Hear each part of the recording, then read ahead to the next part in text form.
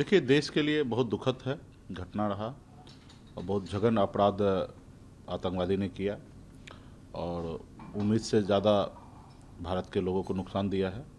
तो इस पे यही है कि देश के सरकार के साथ विपक्षी एकता मजबूती से देश के सरकार के प्रधानमंत्री जी के साथ हम लोग खड़े हैं। प्रधानमंत्री को सब चीज़ निर्णय अपने विवेक बुद्धि पे लेना है और जो भी निर्णय लेंगे उस निर्णय के साथ हम हैं।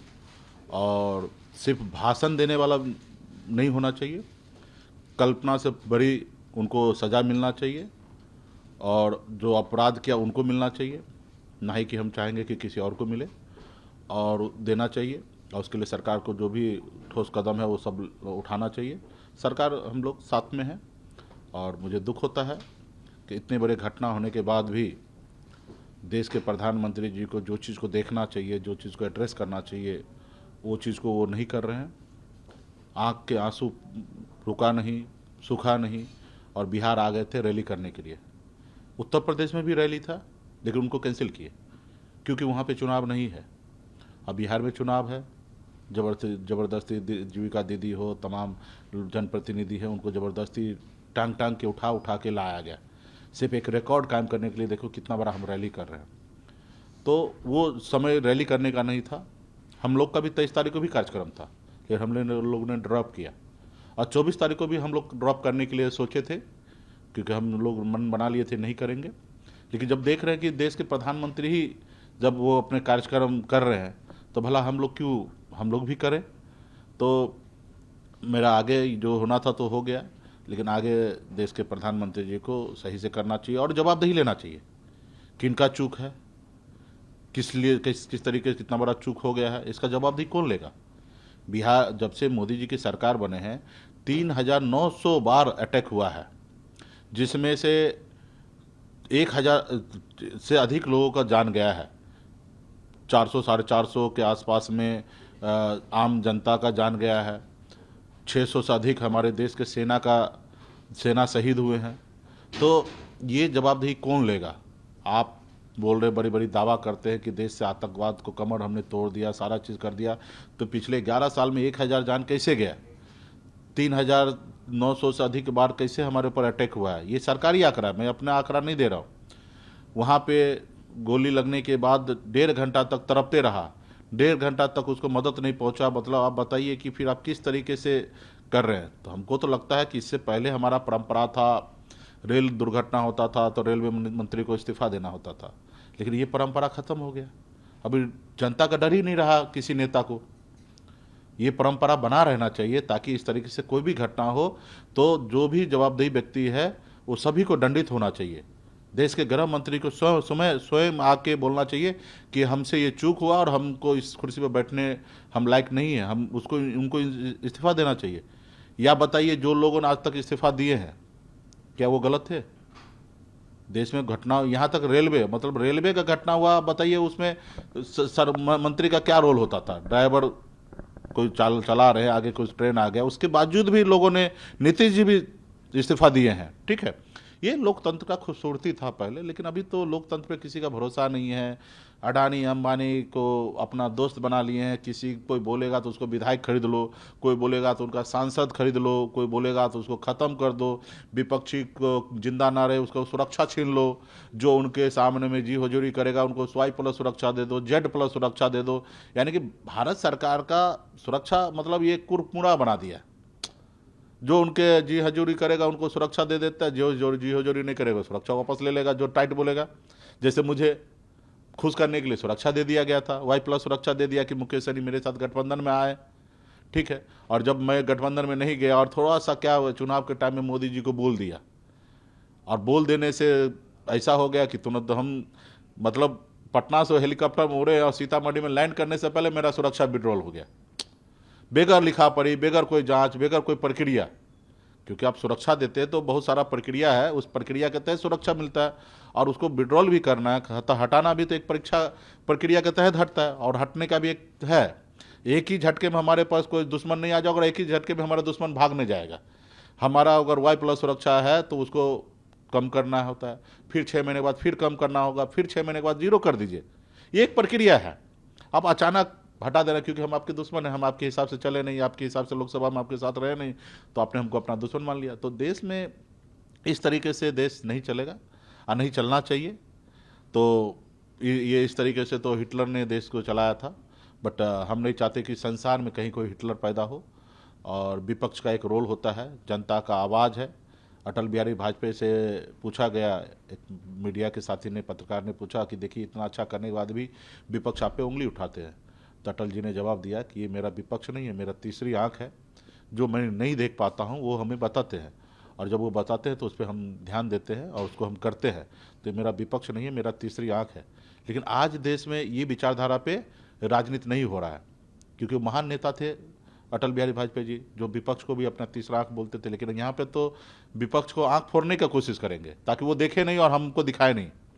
तो ये है, लेकिन समय आएगा, बदलाव होगा, और हम लोग ऐसे समय में लड़ाई लड़ रहे हैं जैसे हमारे पूर्वज ने अंग्रेज से लड़ाई लड़ा था आज़ादी के लिए, उसी तरीके से मैं मानता हूँ कि गरीब, पिछड़ा, दलित का हक के लिए आज हम लोग लड़ाई लड़ रहे हैं। अंजाम क्या होगा मुझे नहीं पता है, लेकिन इसका परिणाम जो है वो बहुत अच्छा होगा भविष्य के लेके। बिहार में इस साल चुनाव होने जा रहा है, महागठबंधन की लगातार बैठकें होते जा रही है, क्या लगता है मुकेश जी आपको कितने सीटों का, क्या क्योंकि आप लगातार 60 सीटों का डिमांड कर रहे हैं? देखिए, हम आपको फिर से कह रहे हैं कि सीट मेरे पार्टी के लिए मायने नहीं रखता है, मेरे पार्टी के लिए विचार मायने रखता है। लेकिन जब हम गठबंधन करते हैं तो सभी को हिस्सेदारी चाहिए। हम लोग का नारा है जितनी जितनी संख्या उतने उसकी हिस्सेदारी। तो निश्चित तौर पे हमारी पार्टी का ब्लूप्रिंट है, हमारे पार्टी ने भविष्य के लिए एक रोड मैप बनाया है कि हमारी पार्टी भविष्य में कहाँ पहुँचेगी। तो उसके लिए हम लोगों ने राष्ट्रीय कार्यकारिणी में एक सम्मेलन में हम लोगों ने निर्णय लिया कि हमारी पार्टी 60 सीट पर लड़ेंगे, बाकी हमारे सहयोगी लड़ेंगे। हमारी पार्टी के डिप्टी चीफ मिनिस्टर होंगे, हमारे मछुआरा समाज के लिए योजना लाया जाएगा। तो बहुत सारे ऐसे 11 घोषणा हमने किया था जो हमारे राज्य के लिए, देश के लिए, मछुआरा समाज के लिए हित है, हमारे पार्टी के लिए भी है। तो इस पे हम लोग काम करेंगे। और गठबंधन में जब हम हैं तो हिस्सेदारी तो बीजेपी पार्टी को भी मिलना चाहिए, आरजेडी को भी मिलना चाहिए, कांग्रेस को भी मिलना चाहिए, लेफ्ट को भी मिलना चाहिए। तो हम लोग के पास सीट अच्छा खासा है, 243 सीट है, और हम लोग सब कंफर्टेबल हैं सीट एक दूसरे को देने के लिए, बांटने के लिए। सिर्फ जरूरी है सब गठबंधन के सभी साथी को ईमानदार होना पड़ेगा। जैसे जनता के प्रति हम ईमानदारी की बात करो, वैसे गठबंधन के लिए भी ईमानदार होंगे। तो सीट हमारे पास, सीट के लिए लड़ाई नहीं होगा। हाँ, यहीं पे जितना आपको खाना खाना है वो ना खा के दूसरे का भी हिस्सा खाने लगेगा तो निश्चित तौर पर लड़ाई होगा, और जब दूसरे का हिस्सा खाइएगा तो आपके लिए भी नुकसान है। ठीक है, तो यहाँ पे हम लोगों को किसी का हिस्सा नहीं खाना है, जिनका जितना हिस्सेदारी होना चाहिए उनको देना चाहिए। और सीट मैम ने कहा, भले मेरे घोषणा है कि 60 सीट लड़ेंगे, लेकिन जब टेबल पे बैठेंगे 2-4 सीट कम ज़्यादा होगा, उसके लिए हमें कोई एतराज़ नहीं है। हम लोग विचार के साथ राजनीति करेंगे। लगातार आप करेगा, देश के मुख्यमंत्री होंगे वीआईपी पार्टी से, डिप्टी सीएम होंगे, मुकेश सहनी डिप्टी सीएम बनेंगे, लगातार आप लोग। नहीं, देखिए, तेजस्वी जी के नेतृत्व में ही चुनाव होगा। राज्य के सबसे बड़ी पार्टी है राष्ट्रीय जनता दल, तो वहाँ पे भी उनके नाम पे 2020 में भी चुनाव हुआ था, कुछ वोट से वो रह गए। आगे भी उन्हीं के नाम पे चुनाव होना है। हमारे गठबंधन में उससे बड़ा चेहरा कोई है नहीं, तो इसमें कोई किंतु परंतु नहीं है। लेकिन इसका भी एक समय होगा, उस पर चर्चा होगा। रहा कि वीआईपी पार्टी के पास एक अपना वोट है। राज्य में जितने भी घटक दल है सभी लोग अपने अपने समय पर चुनाव लड़े हैं राज्य में अकेले, उपचुनाव जो होता है। और उपचुनाव में सभी पार्टी के पास अपना वोट बैंक कितना है, कौन क्यों देते हैं वोट, वो सबको पता है। तो हमारी पार्टी भी 3 बार उपचुनाव लड़े हैं, कहीं 25,000, कहीं 30,000, कहीं 10,000 वोट लाए हैं। उसी तरीके से चिराग पासवान जी की भी पार्टी लड़े हैं, उनको 3 बार कितने वोट मिला है। कांग्रेस पार्टी भी चुनाव लड़े हैं, आरजेडी भी लड़े हैं, हम पार्टी भी लड़े हैं पिछले 5 साल में उपचुनाव अकेले। तो सबका आप देखिएगा तो हम सबसे ऊपर है। अकेले की अगर बात हुआ तो हम सबसे ऊपर हैं, और यही आधार होता है। हमारे लोग वोट हमको क्यों दे रहा है, उसका भी रीज़न है, क्योंकि ये पार्टी जो है एक समाज के आंदोलन से बना है पार्टी, और वो समाज बिहार में 22 उपजाति से जाने जाते हैं, और 14% की आबादी है। सरकारी आंकड़ा भले 10% है, लेकिन हम लोग मानते हैं कि 14% है। और उन लोग हर बार वोट हमको दिए हैं, और एक रीजन के साथ दिए कि मैं अपनी पार्टी को खड़ा करेंगे, हमारा नेता मुकेश सहनी है, हम उनके साथ रहेंगे, मेरा नेता नहीं मेरा भाई है, मेरा बेटा है, उस सोच के दिए हैं। भाजपा से भी टकराने का समय है तो भाजपा के साथ हम टकराए हैं, और हर बार टकराए, भाजपा को हारना भी पड़ा है। ठीक है, तो एक उद्देश्य है कुछ लोगों को वोट देने का, उसी तरीके से देखा जाए तो राज्य में सभी पार्टी के पास जो अपना वोट है उसका एक उद्देश्य के साथ वोट मिलता है, तो उस उद्देश्य में हमारे वोट पे जो है खास करके सिर्फ आरजेडी और बीजेपी छोड़ देते हैं। तो इसके बाद अगर देखिएगा तो हमारे पास एक बड़ा उद्देश्य है। आज की तारीख में हम नीतीश जी से भी हमारे पास ज़्यादा वोट बैंक है और उद्देश्य है। आज नीतीश जी को वोट देने वाला कौन, कितने लोग बचे हैं।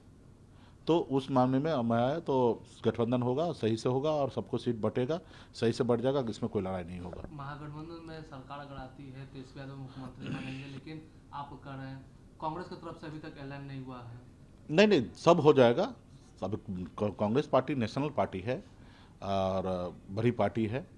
देश का सबसे बड़ा पार्टी अगर भाजपा है तो दूसरे नंबर की पार्टी कांग्रेस है। तो इनके लिए जो भी बोलना है वो राहुल गांधी जी ही बोलेंगे। कांग्रेस में कोई पार्टी में कोई नेता इस तरीके से नहीं बोल सकते हैं कि सीएम कौन होंगे, डिप्टी सीएम कौन होंगे, कितना सीट पर लड़ेंगे। ये डिसीजन राहुल गांधी जी को लेना है और जब राहुल जी को लेना होगा तो आप लोगों के बीच में लिया जाएगा, ठीक है। या कोई उनके साथी अगर बीआप में होगा तो बगैर राहुल जी का कंफर्मेशन से कोई बोल नहीं सकते। तो वहाँ पे एक शिष्टाचार है, एक सिस्टम है, उस हिसाब से उनको डिसीजन लेना है। लेकिन भला हमारे इधर तो ऐसा है नहीं, सभी डिसीजन हम ही को लेना है। सभी लोगों ने राष्ट्रीय कार्यकारिणी में हमको अधिकृत कर दिए कि भाई हमारे नेता जो डिसीजन लेंगे उसको हम मानेंगे। तो हम बोल रहे हैं, हम ये नहीं बोल सकते कि हम अपने लीडर से पूछ के बताएंगे। तो ये हमारे पास है और भला हम नहीं बोलेंगे तो फिर कैसे दिक्कत हो जाएगा। हम तो ये नहीं बोल सकते ना कि हम किसी से पूछेंगे, क्योंकि पार्टी का लीडर ही हम हैं। तो हम इसलिए बोल रहे हैं कि तेजस्वी जी के नेतृत्व में चुनाव होगा, हमारी पार्टी का डिप्टी सीएम होगा। लेकिन अन्य पार्टी की अगर आप बात करते हैं तो वो उनको क्या है, सब चीज़ अपने आला कमान से पूछ के ही सब डिसीजन लेना है। तो इसलिए वो भी डिसीजन एक समय होगा तो लिया जाएगा। मुकेश सहनी डिप्टी सीएम बनेंगे अगर महागठबंधन की सरकार बनती है? हमारी पार्टी से बनेगी। मुकेश सहनी नहीं बनेंगे? हमारी पार्टी से बनेगी, ठीक है। अच्छा, कहा यह भी जा रहा है कि आप इधर बात करें, नेगोशिएट करें, लेकिन चुनाव आने टाइम आप एनडीए की तरफ चलेंगे, चर्चा ये भी चल रही है। ये लोग कुछ लोग हैं जो परसेप्शन बना रहे हैं। खास करके हम लोग गरीब पिछड़ा समाज से आते हैं। गांव में अगर अक्सर चोरी होता होगा ना, भले बड़े लोग करे चोरी, लेकिन टारगेट है ना गरीब लोगों को कर देता। देखो ये लोग चोरी किया होगा क्योंकि वो गरीब है, तो लोग पलट के इधर से उधर कर लेते हैं, लेकिन हमारे ऊपर आरोप लगाते हैं। अगर भाजपा लेंगे तो सबसे बड़ा गुनहगार भाजपा होगा। क्यों ले रहा है हमको? जब हमसे वो नफरत करता तो क्यों ले रहा है? हमारी तो हो सकता है कि मजबूरी होगा, हम छोटी पार्टी है, लेकिन सबसे बड़ा गुनहगार तो भाजपा होगा। जब भाजपा नीतीश जी के लिए बोल दिया दरवाजा बंद है, फिर भी नीतीश जी को ले रहा, तो सबसे बड़ा गुनहगार कौन? भाजपा। भाई नीतीश जी ही तो दूल्हा बनते हैं, तो भाजपा उनके साथ अटैच हो जाता है। तो भाजपा जो है वो गुनहगार है। और ऐसी कोई बात नहीं, परसेप्शन बनाया जा रहा है कि मुकेश सहनी है, गरीब समाज से आते हैं, ये जो बोलेंगे वैसा सुन लेगा, लेकिन ऐसा नहीं है। हम जो बोलते हैं वैसे करते हैं और हम अपने एजेंडा से पीछे नहीं हटने वाले हैं। लोग परसेप्शन बना रहा है तो अभी हम कुछ कर नहीं सकते, लेकिन मेरे अगर ट्रैक रिकॉर्ड देखिएगा तो हम बोलने में करने में कभी झुकते नहीं हैं। अंजाम जो होगा हम उसको परवाह नहीं करते हैं। हमने बिहार में रहकर, एनडीए गठबंधन में रहकर मोदी जी, योगी जी मुर्दाबाद बोले हैं। ये हिंदुस्तान का पहला आदमी है। सरकार में मंत्री रहते हुए हम भाजपा से लड़ लिए। तो हम अपनी कुर्सी का परवाह नहीं करते, हमारे अपने विचार का परवाह करते कि हमारे लोग क्या सोचेंगे, क्योंकि हमारे लोगों को यही सोच है कि हमारे लिए आरक्षण की लड़ाई लड़ रहे हैं और मरते दम तक हम आरक्षण की लड़ाई लड़ते रहेंगे। ऑल इज वेल है महागठबंधन? एकदम उसमें कोई कहने वाली बात नहीं है। यहाँ तो घर परिवार वाला बात है ना, छोटा भाई बड़ा भाई वाला बात है। इसमें थोड़ा ज़्यादा कम क्या फर्क रहता, अपने लोगों के बीच में रहना है, तो इसका एकदम कंफर्टेबल है हम लोग।